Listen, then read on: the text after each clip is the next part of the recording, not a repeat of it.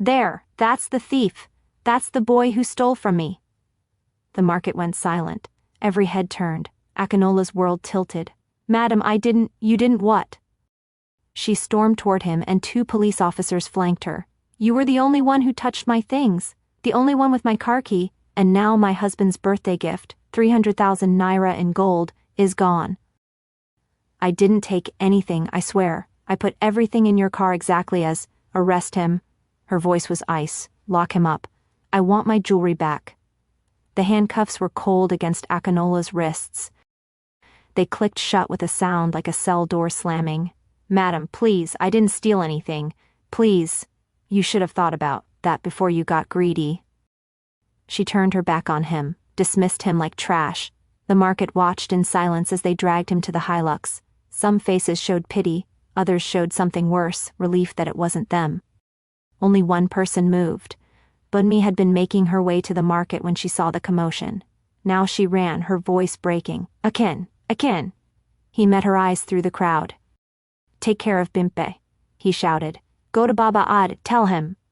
They shoved him into the vehicle. The door slammed, the engine roared, and just like that, Akinola disappeared into the system that ate poor boys and never spit them back out. The holding cell at Igbomina police station smelled of piss, sweat, and despair. Akinola sat in the corner, knees pulled to his chest, trying to make himself invisible. 4 other men shared the cell, all adults, all looking at him with varying degrees of interest. How old are you, boy? One of them asked. He had kind eyes despite the scar across his cheek. 15. The man shook his head. Too young for this place. What did you do? Nothing. They say I stole, but I didn't. They all say that. Another man laughed, bitter. Been here 3 months myself. Investigation ongoing. Meanwhile, my wife thinks I abandoned her, my children. His voice cracked. Who knows what they think?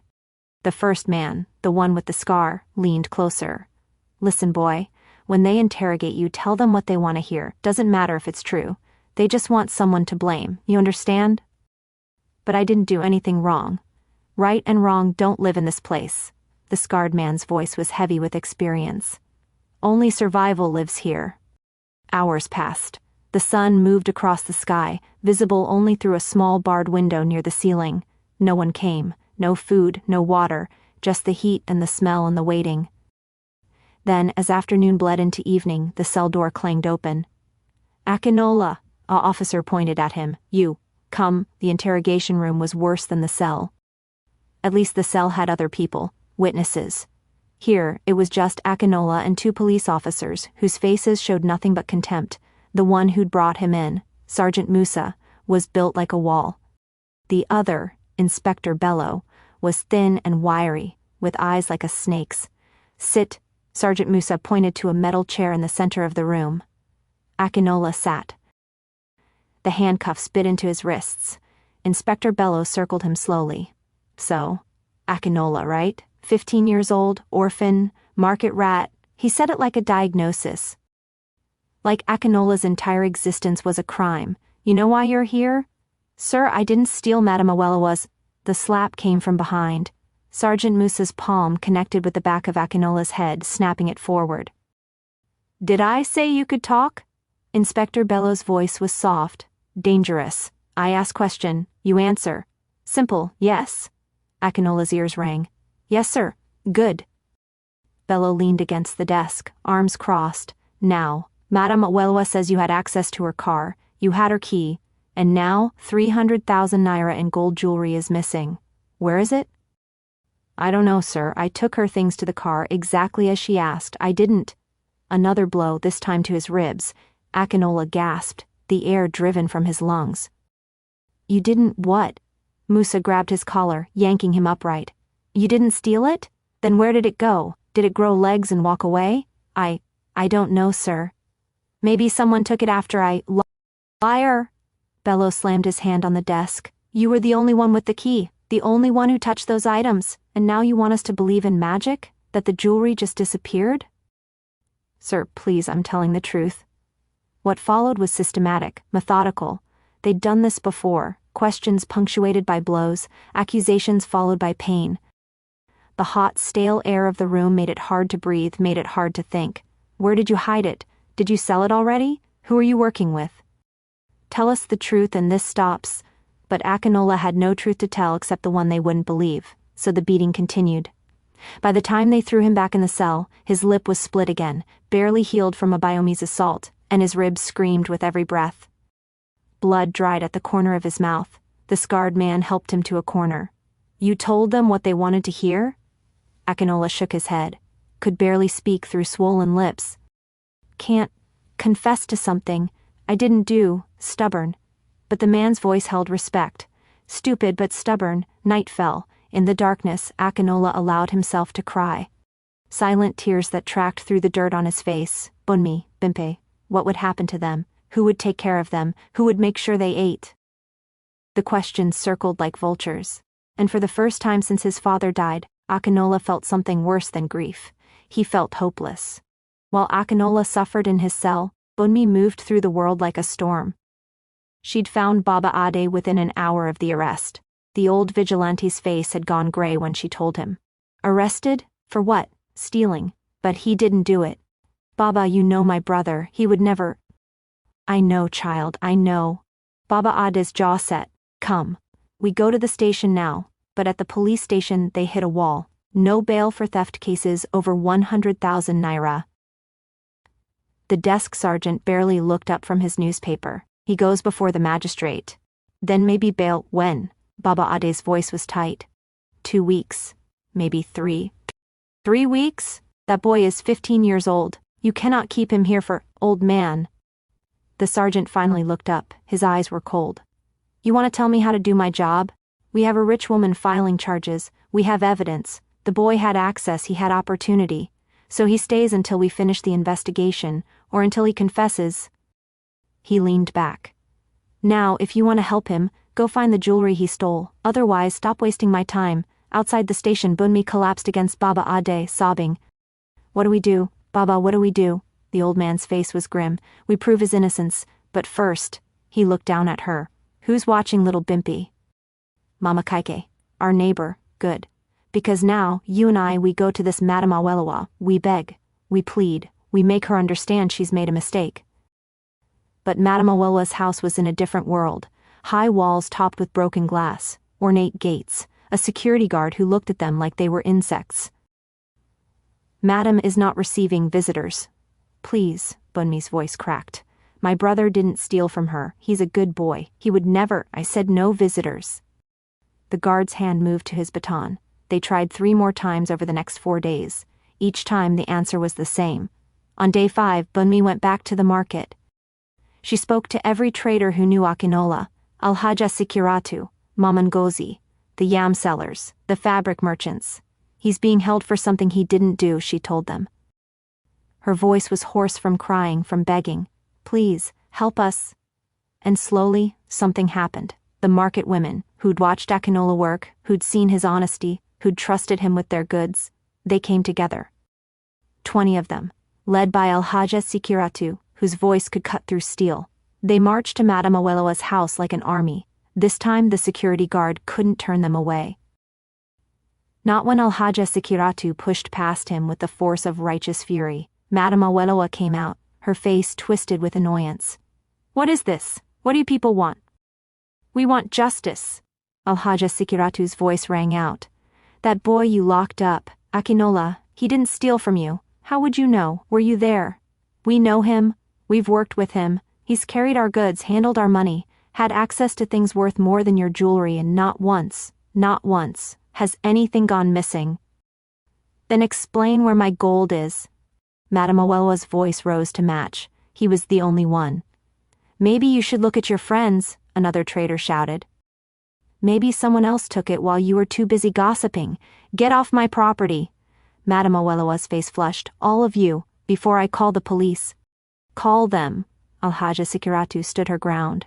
Call them and tell them you've destroyed a boy's life over your carelessness. Tell them how you're so rich you don't even care about the truth. But Madam Awelewa just turned and walked back into her house. The gates clanged shut behind her. The market women left defeated, but not silent. Word spread through Oja Igbomina. About the injustice, about the boy locked up for a crime he didn't commit, about the rich woman who wouldn't listen, and in the shadows of the market, one boy listened too. Ola, the orange seller, listened and felt the weight of his silence grow heavier.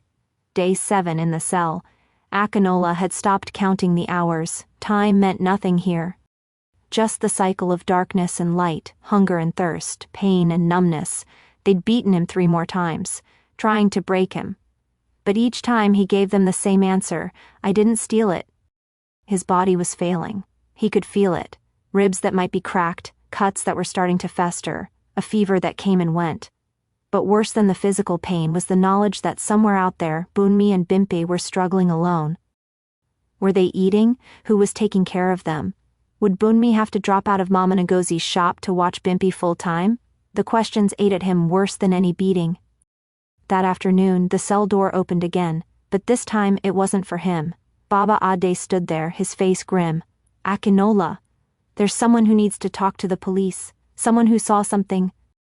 Behind him, Ola. The boy looked terrified. His eyes darted everywhere except to Akinola's face. This one says he saw what happened at the market. Baba Ade's hand was firm on Ola's shoulder. Tell them what you told me. In the interrogation room, the same room where Akinola had been beaten, Ola stood before Inspector Bello, Sergeant Musa, and a newly arrived Madame Awelewa. Speak. Inspector Bello's voice was impatient. Ola's voice came out barely above a whisper. I saw what happened when Akinola was carrying Madame's things to the car. Everyone leaned forward. Abayomi and his boys stopped him. Abayomi was talking to him, distracting him, and while they were talking, one of the boys, Tunde, he put his hand under the tarpaulin. He took something, a small plastic bag. I saw him hide it in his waistband. The room went silent. Why didn't you say this before? Madame Awelewa's voice was sharp. Ola's eyes filled with tears. Because I was scared. Abayomi, if he knew I told, he would... The boy couldn't finish. Inspector Bello exchanged a look with Sergeant Musa. You're sure about this? You saw Tunde take something from the wheelbarrow? Yes, sir, I swear it. And you can identify this Tunde? Yes, sir. Everyone in the market knows Abayomi's gang. What happened next happened fast. Within 2 hours, Abayomi and his boys were rounded up, dragged from their usual haunts, the uncompleted buildings, the dark corners, the places where they preyed on the weak. In the same interrogation room where Akinola had been tortured, they faced the same treatment. But, unlike Akinola, they broke quickly. Tunde confessed within an hour. I took the bag, but I gave it to Abayomi. I don't know what he did with it. They turned to Abayomi, the boy who'd terrorized the market for years, who'd beaten Akinola twice, who'd stolen his mother's last gift to her son, his dignity. Where is the jewelry? Inspector Bello's voice was ice. Abayomi's face was defiant, swollen from blows but still defiant. I sold it, got 60,000 for everything, money's gone. To who? Some man in Lagos. Came through the market buying gold. I don't know his name. The room erupted, Madame Awelewa's scream of rage, Inspector Bello's curses, Sergeant Musa's fist connecting with Abayomi's jaw. But in the cell down the hall, Akinola heard none of it. He only knew something was happening when the door opened and Baba Ade stood there, tears streaming down his weathered face. You're free, boy, you're free. They took him to the hospital first. General Hospital Igbomina, a building that had seen better days but still had doctors who cared. Bunmi was there, and Bimpe. Both of them threw themselves at him, sobbing, holding him like they'd never let go. I'm okay, he whispered, even though he wasn't. I'm okay. The doctor, a tired woman in her 40s, examined him with gentle hands. Cracked ribs, multiple contusions, signs of infection in these cuts, dehydration. She looked at him with something like fury. They did this to a child. She admitted him for 3 days, fed him, gave him antibiotics. Let his sisters stay by his bedside. On the 2nd day, Madame Awelewa came. She stood in the doorway of his hospital room, and for a long moment no one spoke. Finally, I'm sorry. 2 words. Insufficient for what she'd done, for the week of torture, for the broken ribs and the trauma and the betrayal. But what else could she say? I should have believed you, should have investigated properly before... She trailed off. The money from the jewelry, Abayomi sold it so I can't get it back. But I want to make this right. Akinola stared at her. This woman who'd held his life in her hands and crushed it without a second thought. How? His voice was hoarse. How do you make this right? Let me help you. You and your sisters. I have a boys' quarters behind my house, empty right now. You can live there. I'll pay for your sister's school fees, for your food, for... Why? Bunmi's voice was sharp. So you can feel better about what you did. Madame Awolowo flinched. Maybe, yes, maybe that's part of it. But also... She looked at Akinola, really looked at him. Because you're a good boy. Because you've been dealt a terrible hand and you're still trying. Because someone should help, and it might as well be me. Akinola closed his eyes. Every part of him wanted to refuse, to tell her to take her guilt and her money and leave. But Bunmi needed school. Bimpe needed school. They needed food that wasn't Gary and sugar. They needed a roof that didn't leak. Pride was a luxury he couldn't afford. Okay, he said finally. But I'm not a charity case. I'll work. I'll earn my keep. You'll go to school, Madame Awolowo said firmly. All of you will. That's the deal. The boys' quarters was small but clean. 1 bedroom, a tiny sitting area, a bathroom that had running water. Running water. Bunmi cried when she turned on the tap and clean water flowed out. No more walking to the borehole before dawn. No more carrying jerry cans on their heads. Madame Awolowo kept her word. She enrolled Akinola in community secondary school, the same school he'd left 2 years ago. Bunmi went to a good primary school nearby. Bimpe continued at the nursery school, but now with fees paid in full. It was strange, at first, having enough food, not worrying about rent, being able to focus on homework instead of survival. Akinola threw himself into his studies with the same intensity he'd brought to market work. He'd lost 2 years, but he was determined to catch up. His architectural dreams, those drawings under his mattress that he'd thought were dead, came back to life. Mr. Olawale, his old teacher, nearly cried when Akinola walked back into class. I thought we'd lost you to the streets. But here you are, back where you belong. I'm behind, sir, 2 years behind. Then we work twice as hard. Mr. Olawale smiled. You have talent, Akinola, real talent. We're not going to waste it. As for Abayomi and his gang, they got 5 years each for theft and assault. The market breathed easier knowing they were gone.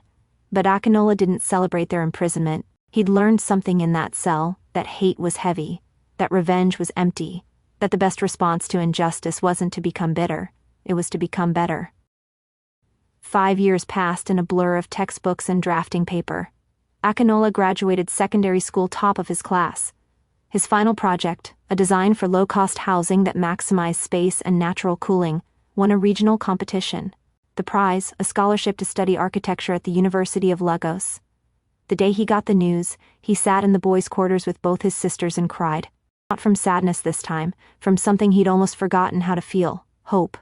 University was brutal, the workload was crushing, the competition was fierce. Many of his classmates came from wealthy families, had been preparing their whole lives.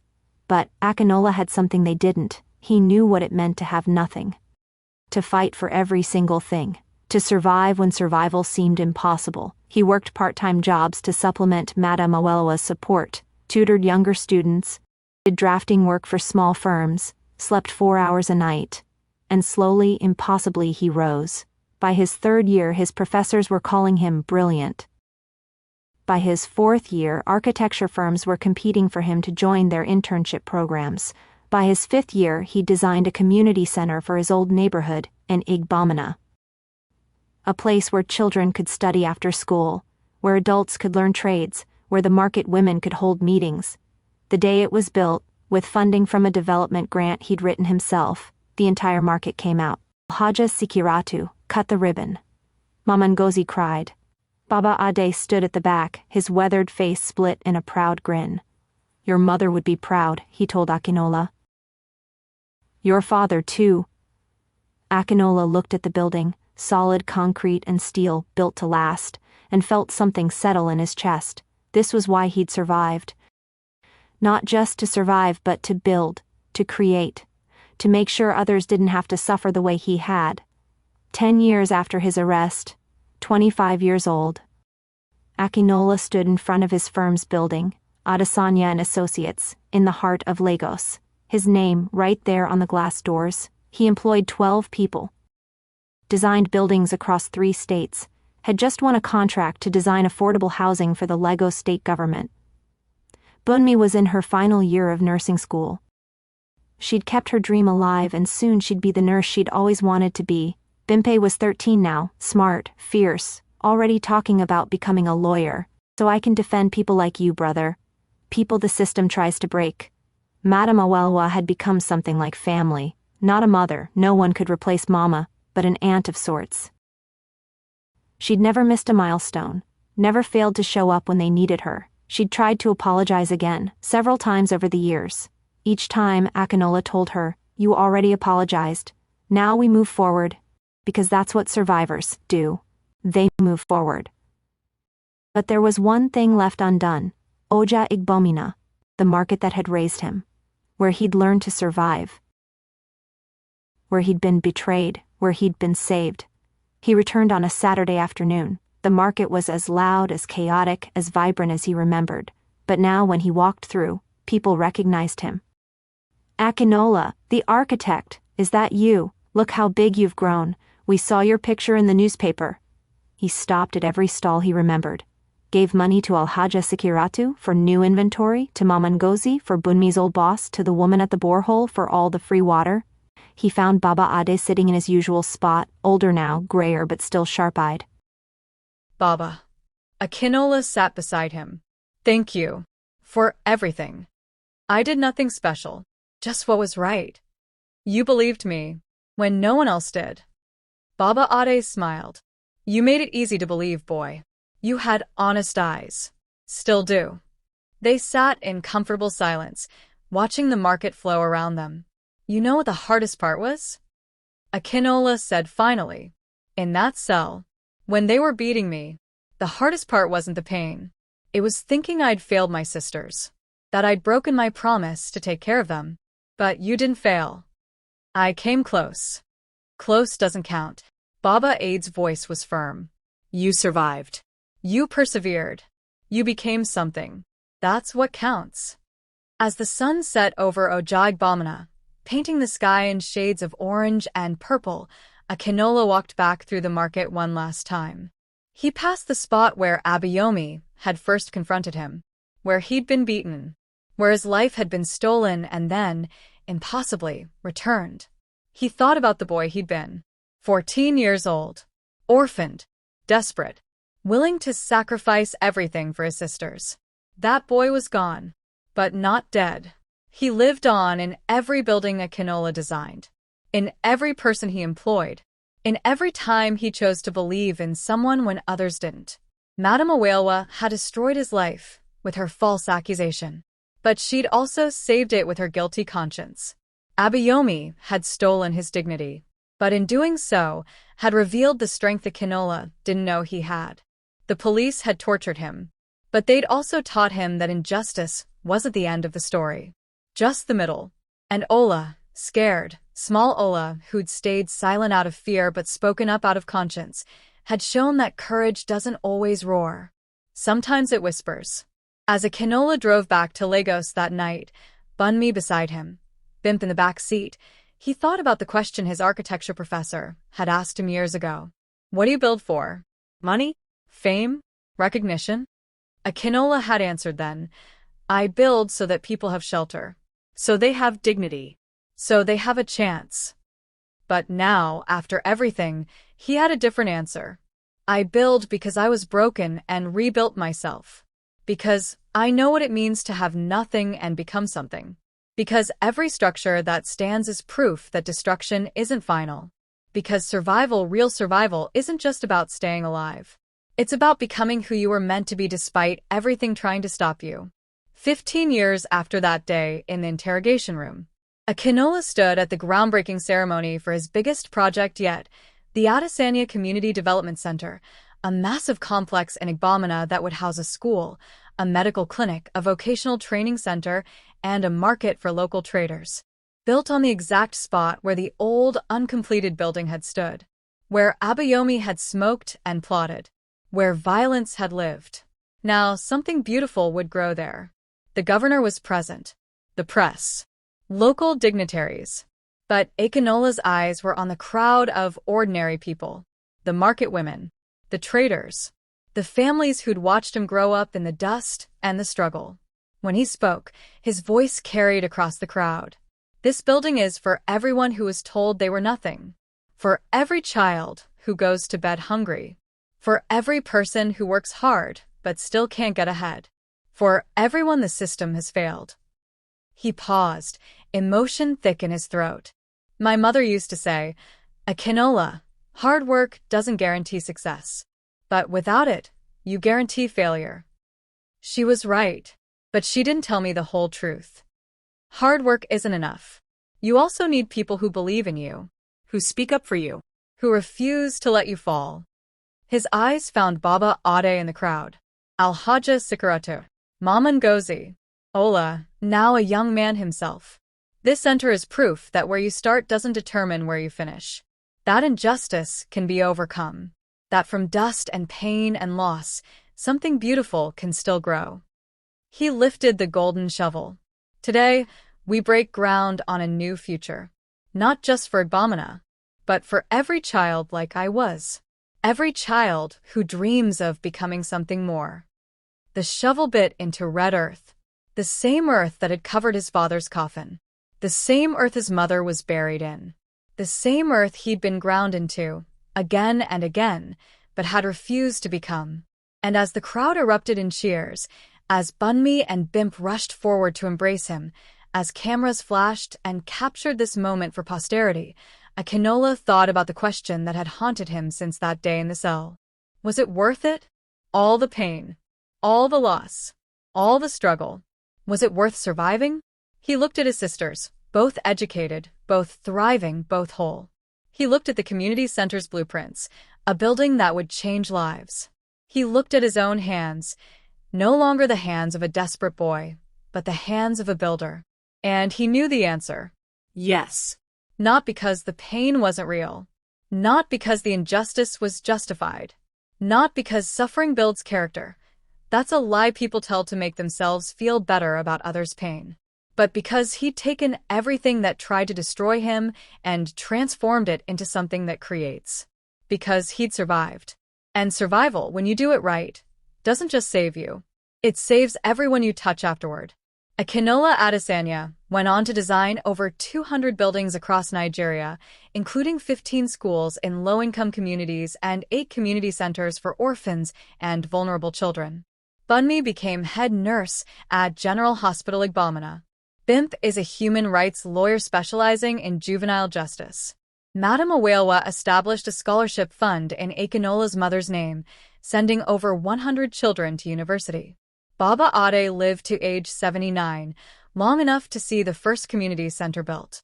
Ola became a social worker, helping at-risk youth in Oja Igbomina. Abayomi was released after 5 years. His current whereabouts are unknown.